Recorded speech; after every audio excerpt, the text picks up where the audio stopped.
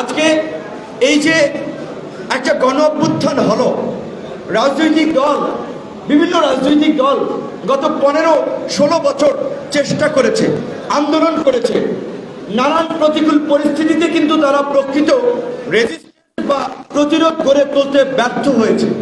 তাহলে এই যে উত্তরা, যাত্রাবাড়ি, মিরপুর, বাড্ডা, বিভিন্ন জায়গায় এই যে ছাত্র জনতার সম্মিলিত প্রতিবাদ সবচেয়ে আশ্চর্যজনক এবং মানে ঘটনা, এবং এটা আবার স্পিডেরও একটা বিষয়। দেখেন এই যে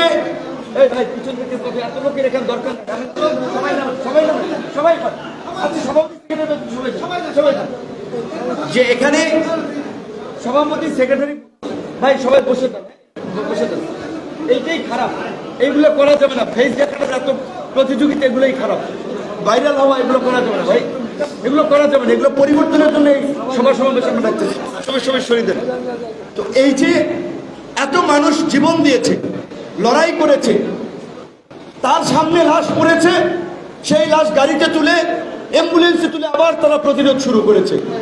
এই যে মানুষ দিল, কেন জীবন দিয়েছে? সামগ্রিকভাবে আমরা যে বারবার বলে আসছি 53 বছরে যে দুর্বৃত্তায়িত চেহারা ধারণ করেছে রাজনৈতিক দলগুলো, বাংলাদেশকে যেই নরকের জায়গায় নিয়ে গেছে, এর জন্য প্রত্যেকটি রাজনৈতিক দল দায়ী। যারা ক্ষমতায় ছিলেন কেউ দায় এড়াতে পারবেন না। হঠাৎ করে ধোয়া তুলসী পাতা হয়ে গেছেন, একাধিকবার রাষ্ট্র পরিচালনা করেছেন। আজকে এখন আমি কথা বললে মাইন্ড করবে, আবার আমার বিরুদ্ধে লেগে যাবে, কারণ তাদের পয়সা পাতি আছে, নিউজ করাবে আমার বিরুদ্ধে, লোক লেলিয়ে দিবে। কাজে সেই ক্ষেত্রে এখন আমাদের মতো ছোট মানুষের কথা বলা খুব ঝুঁকিপূর্ণ। এইখানে প্রথম আলোতে আপনার এই যে 22 অগস্ট একটা নিউজ হয়েছে, পরিবহনে চাঁদাবাজির হাত বদল আওয়ামী লীগ থেকে বিএনপি। এটা আমার কথা না, প্রথম আলো বাংলাদেশের লিডিং পত্রিকা নিউজ করেছে। তাহলে মানে কি লাভ হলো যে এই দখলদারি চাঁদাবাজি যদি একজনের হাত থেকে আরেকজনের হাতে যদি চলে যায় এবং সেটা যদি চলতে থাকে, তাহলে এই যে শ্রমিকরা, এখানে আব্দুর রহমান ভাই বলেছে, আমি যখন কারাগারে যাই, প্রিজন বেলে দেখা হয়েছে হকার পানি বেচে বাসে, দেখা হয়েছে রিক্সা চালায়, দেখা হয়েছে বাসের হেল্পার। ছাত্রদের আন্দোলনকে অবশ্যই আমরা গ্লোরিফাই করছি, আমরা সম্মানিত করছি, টকশো করছি, কলম লিখছি, তরুণদের নবজাগরণ, তারুণ্যের অদম্য শক্তি, এটা যেমন ঠিক, একই সাথে এই আন্দোলনে যে স্বাভাবিক ছাত্র জনতা শ্রমিকদের যে কন্ট্রিবিউশন, সেটা কোনোভাবেই অস্বীকার করা যায় না। ছাত্রদের প্রতি আমাদের সবার আবেগ আছে, আমরা কেয়ার নিচ্ছি। কয়েকজন শ্রমিক নারায়ণগঞ্জ থেকে, যাত্রাবাড়ি থেকে এসেছে, রক্ত পড়ছে, চিকিৎসা করাতে পারছে না। এই যে সরকারিভাবে দুটো হসপিটালেতে চিকিৎসা দেওয়া হচ্ছে, আপনার সিএমএইচ এবং ঢাকা মেডিকেল, এটাও কিন্তু অনেকে জানছে না। কাজী শ্রমিক ভাইদের গণমাধ্যমের মাধ্যমে আমি জানাচ্ছি, এই নিউজটা আপনারা অন্তত একটু প্রচার করবেন যে আন্দোলনে আহত সকল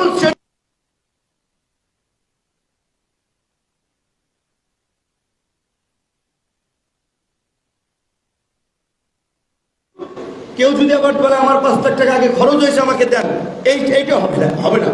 আপনার যদি চিকিৎসা লাগে, ওষুধ কেনা লাগে, সেটার জন্য তারা কিন্তু আপনাকে সহায়তা করবে। তো আমি একইভাবে একটা পত্রিকার রেফারেন্স দিয়েছি, আরো কয়েকটি নিউজ পড়েছিলাম।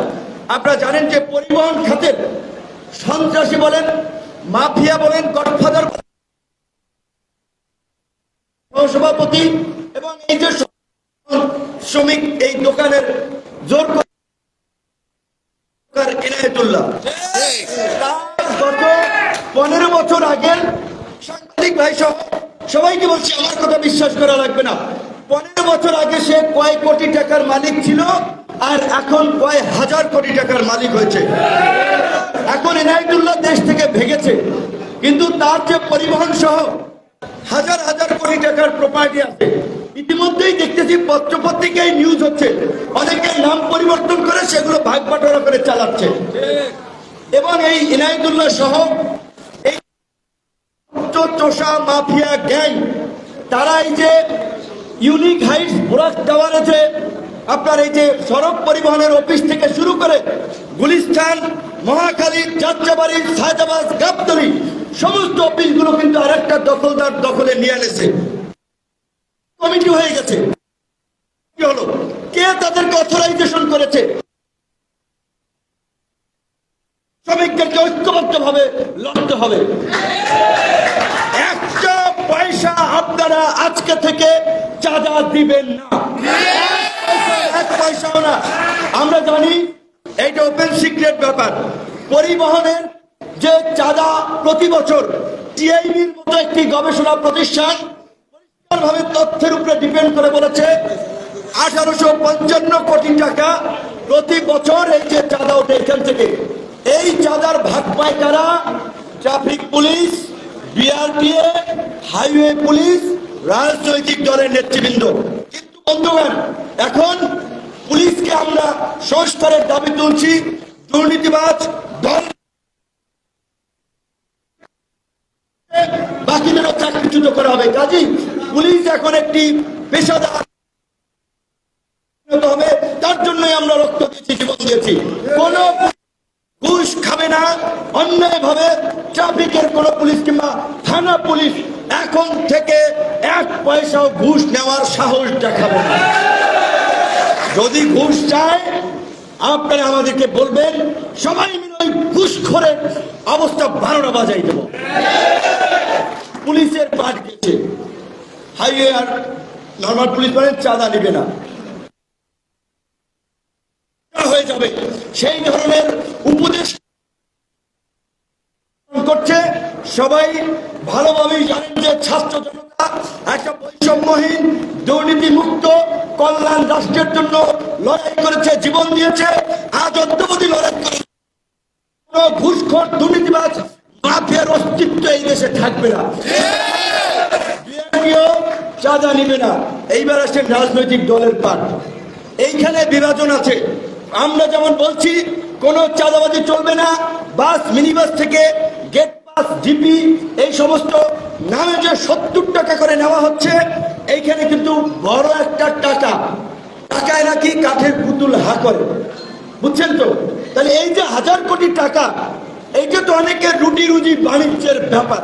কাজী তারা তো তারা টাকা পয়সা দিয়ে মানুষ পালবে, সংগঠন বানাবে, তারপরে আপনাকে আমরা যে প্রতিবাদ করছি আমাদেরকে তারা ভিলেন বানাতে চেষ্টা করবে।